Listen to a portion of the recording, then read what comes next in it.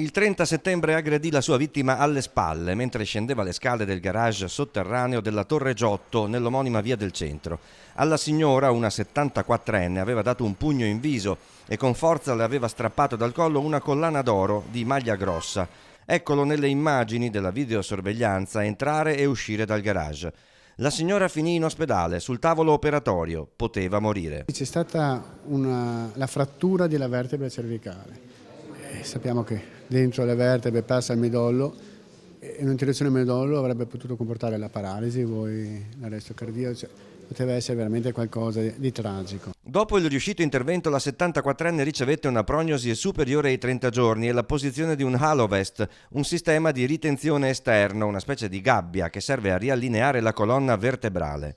Un calvario, insomma.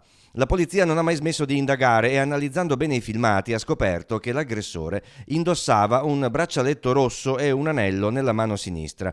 Ce l'aveva anche nelle immagini del 30 settembre. Incrociando questo dato con le foto segnaletiche della Polfer è stato possibile arrivare all'arresto del 38enne tunisino Nizar Chourabi, irregolare con precedenti senza fissa dimora, arrestato venerdì per rapina violenta e lesioni personali violente proprio in zona stazione. La famiglia ha avuto soddisfazione quando abbiamo comunicato che eravamo riusciti a trovarlo e arrestarlo. È stata veramente emozionata, ha commosso molto anche me, la figlia a cui ho comunicato l'arresto, ha commosso anche me ed è il regalo che noi vogliamo fare all'anziana.